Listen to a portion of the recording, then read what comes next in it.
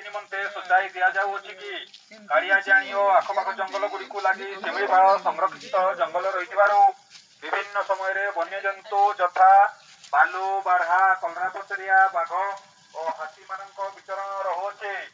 ଏଣୁ ଆପଣମାନଙ୍କୁ ନିବେଦନ କରାଯାଉଅଛି ଯେ ଗ୍ରାମ ପାଖକୁ ଲାଗି ରହିଥିବା ଜଙ୍ଗଲକୁ ବିନା କାରଣରେ ପ୍ରବେଶ କରନ୍ତୁ ନାହିଁ। ଗାଈ, ବଳଦ, ଛେଳି ଇତ୍ୟାଦି ଗୃହପାଳିତ ପଶୁମାନଙ୍କୁ ଜଙ୍ଗଲ ମଧ୍ୟରେ ଚରାଇବା ପାଇଁ ନିଅନ୍ତୁ ନାହିଁ। ତତ୍ ସହିତ ସକାଳ ସମୟରେ ଓ ସନ୍ଧ୍ୟା ସମୟରେ ଏକୁଟିଆ ଜଙ୍ଗଲ ରାସ୍ତାରେ ଯିବା ଆସିବା କରନ୍ତୁ ନାହିଁ।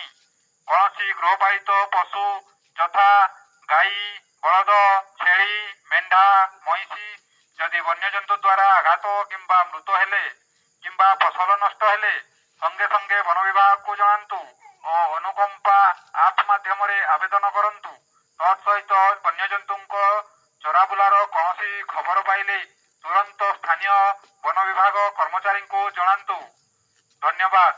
ଏହା ଓଡ଼ିଶା ସରକାରଙ୍କ ଜଙ୍ଗଲ, ପରିବେଶ ଓ ଜଳବାୟୁ ପରିବର୍ତ୍ତନ ବିଭାଗର ଠାକୁରମୁଣ୍ଡା ବନାଞ୍ଚଳ ଓ କରଞ୍ଜିଆ ବନଖଣ୍ଡଙ୍କ ଦ୍ୱାରା ଆପଣଙ୍କ ଅବଗତି ନିମନ୍ତେ ଜଣାଇ ଦିଆଗଲା।